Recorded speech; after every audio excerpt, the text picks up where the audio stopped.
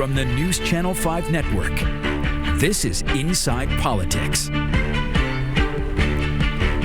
Hello, everyone. I'm NewsChannel 5's political analyst Pat Nolan. Welcome to Inside Politics.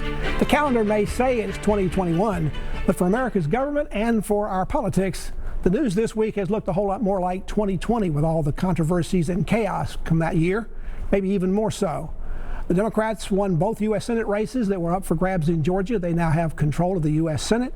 President Donald Trump and his diehard supporters also took one last effort to overturn the November election. The effort led to an angry mob storming and vandalizing the U.S. Capitol, creating scenes no one thought we'd ever see in this country. Oh, there's also still the ongoing coronavirus pandemic.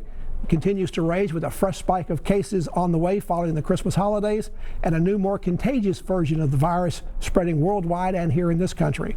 Meanwhile, two COVID-19 vaccines, the potential light at the end of the tunnel to end the pandemic, are off to a very slow, disorganized start across the country to get the serum into people's arms. To talk about all this, we've invited Scripps national political reporter Joe St. George to join us today on Inside Politics to see what he has to say about it. George, welcome back to the program. It's good to see you. And, you know, when you read that introduction there, I'm thinking, boy, college students, decades from now, there'll be a class just called 2020, right? I mean, what an unbelievable time we are living in. And I guess they may have to put one part of the speech being about, or one part of the lectures during that being that there was a hangover into 2021, because we're dealing with the hangover right now. Yeah, you might have to take one junior year, one senior year. I mean, it's just unbelievable. You were on the Capitol grounds when the riot occurred up at the Capitol on Wednesday. You put up a Twitter post that almost sounded like you were expecting something going to happen. You talked about banana republics. You talked about how the rest of the world views this. I mean, this has been a big blow not only to our democracy, but to U.S. image across the country.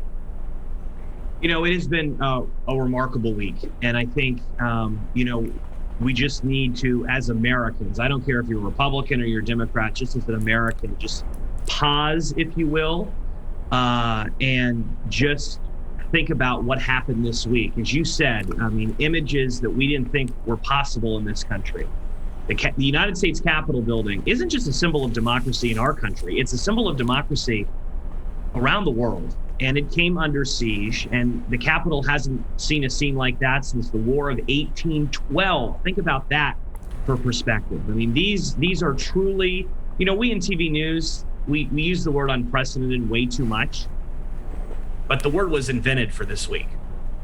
I may have been invented for this entire last year, but let's talk a little bit about why this happened and why the president made comments that seemed to incent that crowd to go down and do what they did to take over the U.S. Capitol.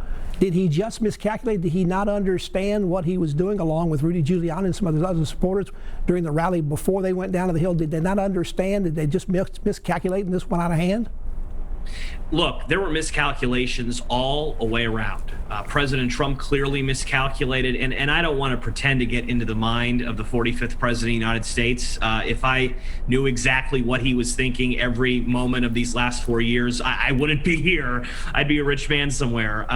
But I think what is clear is that miscalculations not only consumed the White House with this, but miscalculations consumed the Capitol Police. I mean, my goodness, every member of Congress, every staffer in Congress, every intern in Congress, yes, members of the press, tourists when they're allowed to visit the Capitol, they rely on the Capitol Police to protect them.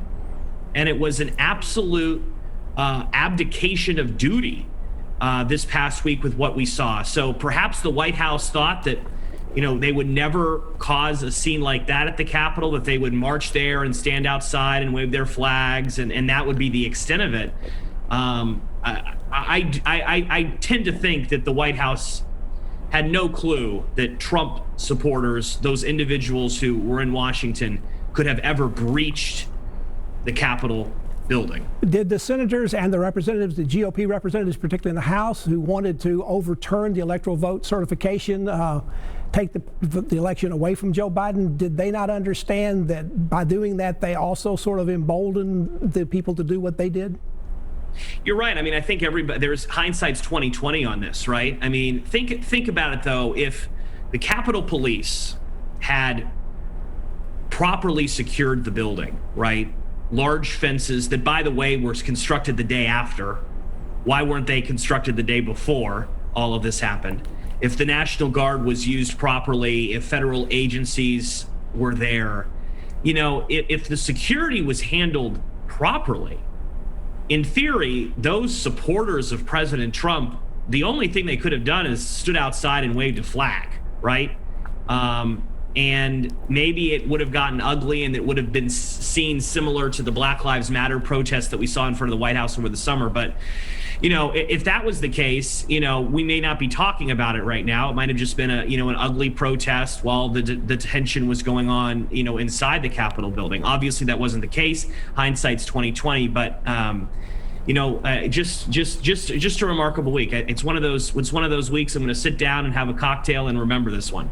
Vice President-elect or President-elect Biden basically sort of said he thought maybe perhaps that this would have been handled completely differently had that been a more African American or brown people that came up there rather than the almost overwhelmingly white crowd that came in and did the destruction in the Capitol. Well, think about it. During the Black Lives Matter protests in the summer, you know, tear gas was deployed.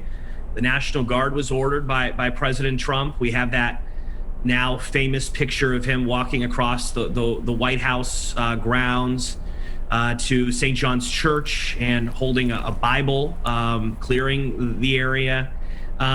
Obviously, completely different scenario there. So I think that criticism is warranted as to why the two situations were handled so differently.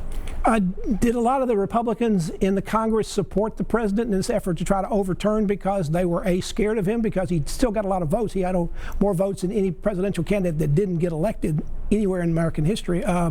Was that why they did it, or did they do it to try to delegitimize Joe Biden before he ever took the oath of office?